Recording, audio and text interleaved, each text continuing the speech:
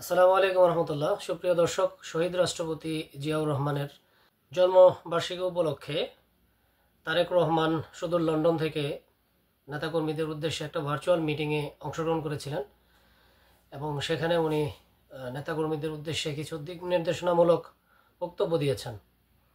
তো সেখানে উনি বলেছেন যে বিএনপি ছাড়া যদি অন্য কেউ ক্ষমতায় আসে তাহলে সেটা দলের জন্য ভালো হবে না। তো গতকালকে এই বিষয়টা নিয়ে বাংলাদেশের রাজনীতিতে অনেক বেশি তোলপাড় সৃষ্টি হয়েছে। আসলে কাকে উদ্দেশ্য করে বা কাদেরকে উনি মিন করে এই কথাটা বলেছেন?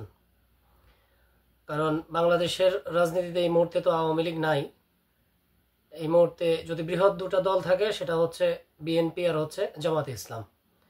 তো জামাতে ইসলামী এমন বৃহৎ দল নয় যেটা আসলে বিএনপিকে টাকা দিয়ে ক্ষমতায় চলে আসতে পারে।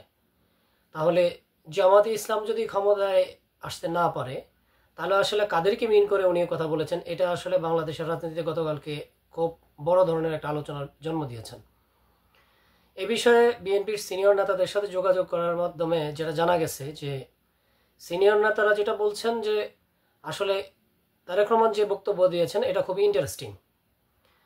তারা মনে করছেন যে তারেক রহমান হয়তো বোঝাতে চেষ্টা করেছেন যে বর্তমানে আওয়ামী লীগকে নিয়ে আসার জন্য একটা পদচারণা বাংলাদেশের রাজনীতিতে আছে এবং তারেক রহমানকেও মাইনাস করার জন্য একটা গোষ্ঠী আছে দলের মধ্যে যেটা কাজ করতেছে বর্তমানে সরকার দলের মধ্যে, এটা অনেকেই মনে করতেছেন। তো যার কারণে তারেক রহমান হয়তো এই জিনিসটাকে মিন করানোর চেষ্টা করছেন যে সরকারের মধ্য থেকে কেউ কেউ এই মুহূর্তে মানে আওয়ামী লীগকে আনার জন্য অথবা সরকারের মধ্যে যে আমলারা আছে তারা হয়তো আওয়ামী লীগকে বাংলাদেশে পুনঃপ্রতিষ্ঠা করার জন্য একটা চেষ্টা চালাচ্ছেন, হয়তোবা উনি ওইটাকে মিন করছেন। আবার কিছু সিনিয়র নেতা বলছেন যে আবার এটাও হইতে পারে যে বর্তমানে যে সরকার আছে, ইন্টার্ম গভর্নমেন্ট আছে, সেই ইন্টার্ম গভর্নমেন্টের মধ্যেও কিছু কিছু লোক আছে যারা কিংস পার্টি নামে একটা পার্টি করতে চাচ্ছে। সুতরাং সেটাও হইতে পারে যে ওই কিংস পার্টির মাধ্যমে হয়তোবা বিএনপিকে পাশ কাটিয়ে কারো কাছে ক্ষমতা দিতে চাওয়ার চেষ্টা করতে পারে এই সরকার। তবে আপাত মস্তকে যে জিনিসটা আসলে লক্ষণীয় সেটা সেটা এটাও হইতে পারে। আরেকটা তৃতীয় দিক থেকে চিন্তা করলে এরকমটা হয় যে জামায়াতে ইসলাম একটা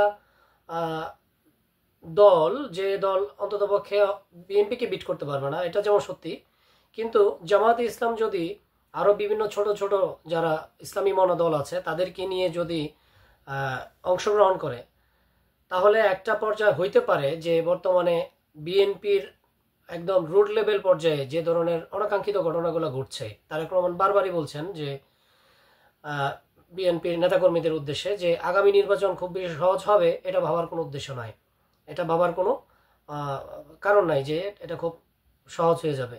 এবং নেতাকর্মীদের এই ধরনের ঘটনাগুলো, অনাকাঙ্ক্ষিত ঘটনাগুলো না ঘটানোর জন্যই তারেক রহমান বহুবার বলছেন।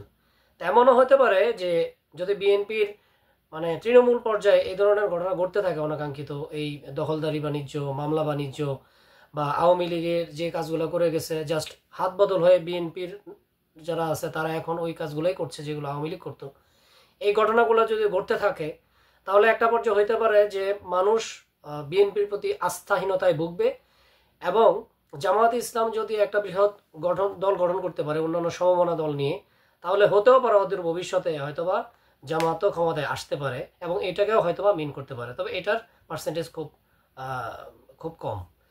তো প্রিয় দর্শক, আশা করি আপনারা কি চিন্তা করছেন বা আপনারা কি ভাবছেন সেটা আপনারা আপনাদের মতামত জানাবেন। ভালো থাকবেন। আসসালামু আলাইকুম।